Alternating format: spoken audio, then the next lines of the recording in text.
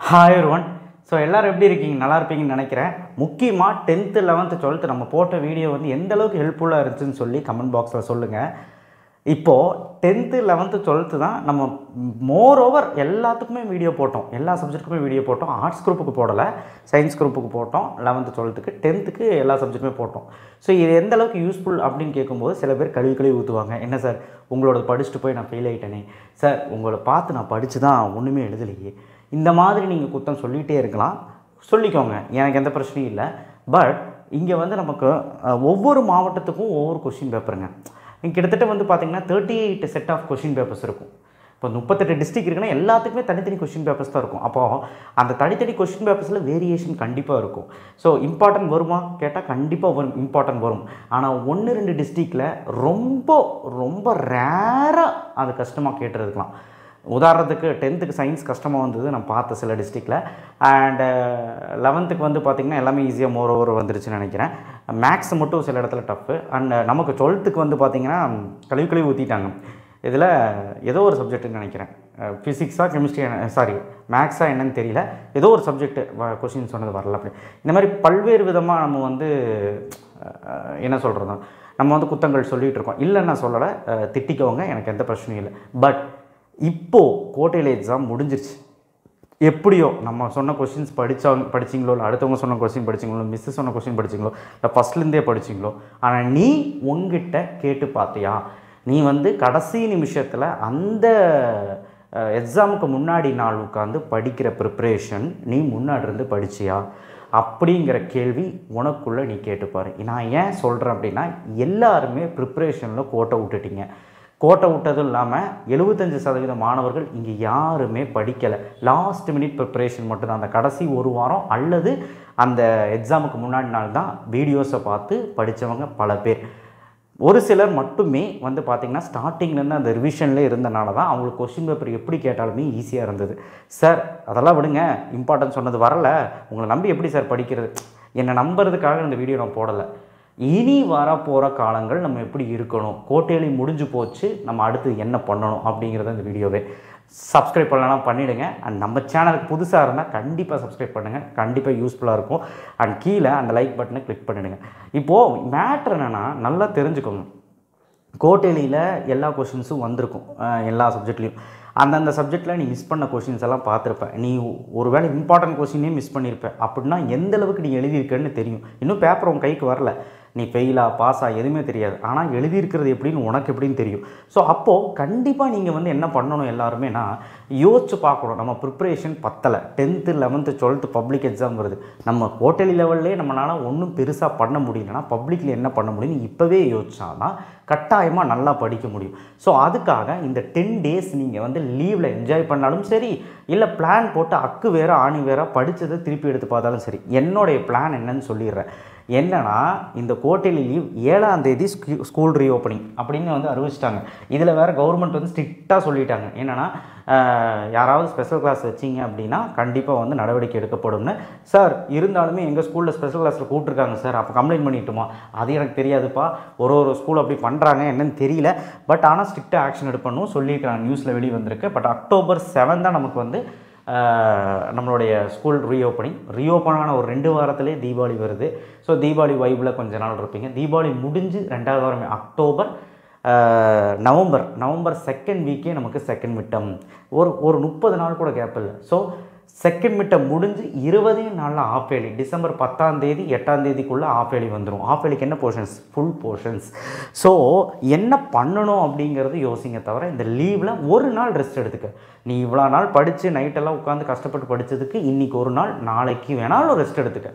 ஆனால் மீதி உள்ள 9 நாளுமே நீ கட்டாயமாக ஒரு பிளான் போட்டு ஒரு 3 to 4 hours மினிமம் நீ வந்து நல்லா படிக்கணும்.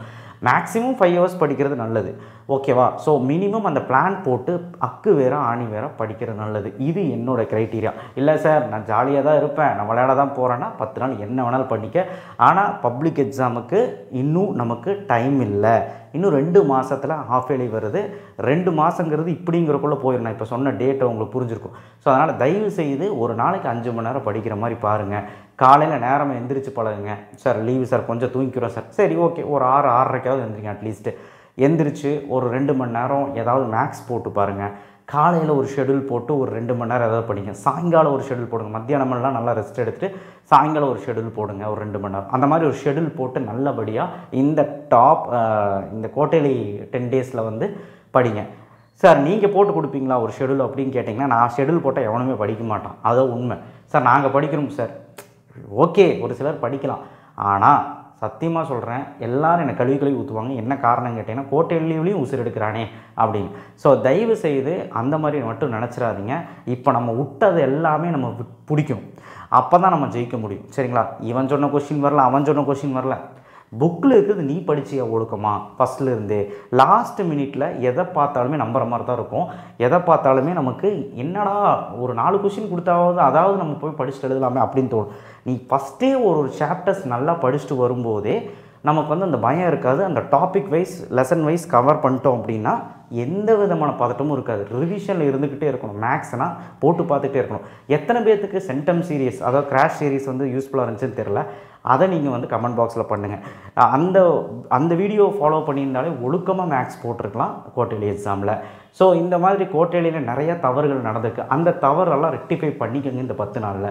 பழைய போர்ஷன்ஸு 10th இருக்கட்டும் 11th இருக்கட்டும் 12th இருக்கட்டும். இப்போ 11th 12th ஃபஸ்ட் வால்யூம் ஃபுல்லாக. இப்போது பழைய போர்ஷன்ஸில் என்னெல்லாம் தெரியலன்னு பாருங்கள், எந்த சாப்டர் தெரியலன்னு பாருங்கள், எந்த யூனிட் தெரியலன்னு பாருங்கள். அந்த யூனிட் எடுத்து படிங்க. அதுக்கு எவ்வளோ முக்கியத்துவம் கொடுத்துருக்கோன்னு பாருங்கள். இம்பார்ட்டன்ட் கொஸ்டின்ஸாவது எடுத்து படிங்க. வேறு என்ன பண்ணுறது? நீங்கள் ஒன்றுமே படிக்காததுக்கு டாபிக் வாரியாக நீங்கள் வந்து என்ன படிக்கணும்னு பாருங்கள். மேக்ஸ் எல்லாம் வந்து பார்த்திங்கன்னா என்னெல்லாம் கவர் பண்ணல, நம்ம இதெல்லாம் விட்டுட்டோம், அதெல்லாம் படிக்க பாருங்கள். இதுதான் இந்த 10 டேஸில் பண்ணணும். 10 டேஸ்க்கு அப்புறம் நீ படித்ததை நீ வந்து பழைய போர்ஷன்ஸ் ஃபஸ்ட்டு மிட்டம்லேருந்து குவார்ட்டர்லி வரைக்கும் எழுதுங்க, அந்த போர்ஷன்ஸை தொடக்கூட முடியாது. ஏன்னா செகண்ட் மிட்டம் போர்ஷன்ஸ் உனக்கே நல்லா தெரியும். புது போர்ஷன்ஸ் 10th இருக்கட்டும் 11th இருக்கட்டும் 12th இருக்கட்டும் புது போர்ஷன்ஸ் அப்படின்னா உதாரணத்துக்கு 11th 12th எடுத்துக்கிட்டு மேக்ஸில் செகண்ட் வால்யூம் வரும். அதில் ஒரு 3 சாப்டர் சொல்லுவான். அதை கற்றுக்கிறதுக்கே உனக்கு டைம் ஆகும். இதில் எங்கே ஃபஸ்ட் வால்யூம் பார்க்குறது? ஃபஸ்ட் வால்யூம்லாம் பார்க்கவே முடியாது. இது ஒரு கவலைக்கிடமான நிலைமை. ஸோ அதை நீ வந்து குவார்ட்டர்லியில் விட்டுட்டீங்கன்னா எப்போ பிடிக்க முடியும்னா, செகண்ட் மிட்டம் 2வது வாரம் முடிஞ்சு 3வது வாரம் டைம் இருக்கும் நவம்பரில். அதாவது லாஸ்ட் 10 to 15 டேஸ் டைம் இருக்கும். ஹாஃப் இயர்லிக்கு ஒரு 10 days 15 days டைம் இருக்கும். அதில் மட்டும்தான் நீ படிக்க முடியும். ஸோ அதனால் இந்த 10 நாள் ரொம்ப க்ரூஷலாக எடுத்து உன்னுடைய வாழ்க்கைக்காக, உன்னுடைய பப்ளிக் எக்ஸாம் நல்ல மார்க்குக்காக நீ நல்லா படித்து நல்ல ஒரு ஸ்கோரை வெளியே வரணும். ஒரு வெறி இருந்தால் மட்டும்தான் இந்த 9 days கட்டுக்கோப்பாக எடுத்து படிக்கும். சார் இல்லை சார் நான் ஃபோன் தான் நோண்டுவேன், நான் வெளியே தான் போய் சுற்றுவேன். நீ சுற்றிக்கோ, ஃபோன் நோண்டிக்கோ, என்ன வேணாலும் பண்ணிக்கோ. ஆனால் ஒரு 5 to 6 hours 5 hours தான் சொன்னேன். சரி 5 hours நீ வந்து ஒரு ஷெடியூல் போட்டு நல்லபடியாக டெய்லியும் படிச்சிங்கன்னா உனக்கு யாருமே தேவையில்லை. எக்ஸாம் டைம் ஒன்றையும் நீ நம்பி எக்ஸாம் எழுதலாம். அதுக்காக இம்பார்ட்டன்ட் கொஸ்டின்ஸ் ஃபாலோ பண்ண வேணாம்லாம் சொல்லலை, பண்ணுங்கள். அதெல்லாம் நீ படிச்சிருக்கியான்னு ஒரு வாட்டி செக் பண்ணு. மோஸ்ட் இம்பார்ட்டன்ட் கொஸ்டின்ஸ் வந்து இதுக்கு முக்கியத்துவம் கொடுத்து பண்ணுங்கிறனால தான் இம்பார்ட்டன்ட் கொடுக்குறோம். அந்த இம்பார்ட்டனை பாருங்கள். ஓ இதெல்லாம் நம்ம படிச்சிருக்கோமோ, ஒரு சேஃபர் ஜோனில் இருக்கோமான்னு பார்த்துக்கிட்டு நீ படித்ததையும் நல்லபடியாக போய் எழுது. ஸோ தயவு செய்து இனியாவது கரெக்ஷன்ஸை ரெடி பண்ணிக்கோங்க. பேப்பரை கிடச்ச உடனே ஃபெயிலா பாஸா நெகட்டிவா பாசிட்டிவா எதை பற்றி யோசிக்காத. நீ சென்டம் எடுத்திருந்தா ஓகே, 60% மேலே இருக்கா எல்லாத்துக்குமே ஓகே, ஓரளவுக்கு நம்ம வந்துட்டோம்.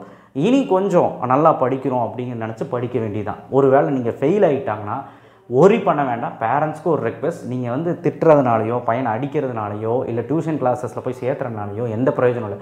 அந்த பையனுக்காக பிடிச்சா மட்டும்தான் அவன் படிப்பான். ஸோ அதனால் தயவு செய்து பேரண்ட்ஸும் தெரிஞ்சுக்கணும், ஸ்டூடெண்ட்ஸும் தெரிஞ்சுக்கணும். ஃபெயில் ஆகிட்டிங்கன்னா வெக்ஸ் ஆக தேவையில்லை. அதை போட்டு ஸ்ட்ரெஸ் பண்ண தேவையில்லை. அடுத்தது பப்ளிக் எக்ஸாமுக்கும் மிட்டம் எக்ஸாமுக்கும் ஹாஃப் இயர்லி எக்ஸாமுக்கும் நம்ம எப்படி ட்ராவல் பண்ணுறதுன்னு பாருங்கள். அடுத்தது நம்ம பண்ண தப்பை திரும்ப பண்ணக்கூடாது. எந்த சப்ஜெக்ட் கஷ்டம் அந்த சப்ஜெக்டை நல்லா கான்சன்ட்ரேட் பண்ணுது லீவில். ஸோ அதுக்கு முக்கியத்துவம் கொடு, அதுக்கு அட்டென்ஷன் கொடு, நல்லபடியாக உட்காந்து படி. All the best. கண்டிப்பாக குவார்ட்டர்லியோட பேப்பர் கிடச்சோடனே நான் வந்து சொல்கிறேன், நான் வந்து பேசுகிறேன். எப்படி உங்கள் பேப்பரை பற்றி எனக்கு தெரியும், எனக்கு தெரியாதுல்ல. ஒவ்வொருத்தரும் எனக்கு வந்து மார்க் சொல்லுங்கள், வாட்ஸ்அப்பில் சொல்லுங்கள், எனக்கு கமெண்ட் பாக்ஸில் சொல்லுங்கள். பரவாயில்ல, நம்ம சேனல் எந்தளவுக்கு யூஸ்ஃபுல்லாக இருந்துச்சுன்னு லைக் பட்டனுக்கு டச் பண்ணி கிளிக் பண்ணி லைக் பண்ணுங்கள். அண்ட் வாட்ஸ்அப் சேனல் லிங்க்கில் வந்து மறக்காமல் ஜாயின் பண்ணுங்கள். இந்த லீவில் இதெல்லாம் பண்ணி டைம் வேஸ்ட் பண்ணி சுற்றாதீங்க. இதெல்லாம் கரெக்டாக பண்ணுங்கள். அதாவது படிக்கிற விஷயத்தை கரெக்டாக பண்ணுங்கன்னு சொன்னேன், விளையாட விஷயத்தை ஒதுக்கிடுங்கன்னு சொன்னேன். அதாவது இந்த ஒரு வருஷம் மட்டும் கஷ்டப்படுங்க. இப்போ 10th 11th 12th பப்ளிக் இல்லையா, அதுக்கு தான். சரியா? தேங்க்யூ. ஷேர் பண்ணுங்கள், சப்ஸ்கிரைப் பண்ணுங்கள். இல்லை இந்த காதில் வாங்கி இந்த காதில் விட்டுட்டு அப்படின்னா உன் இஷ்டம். தேங்க்யூ.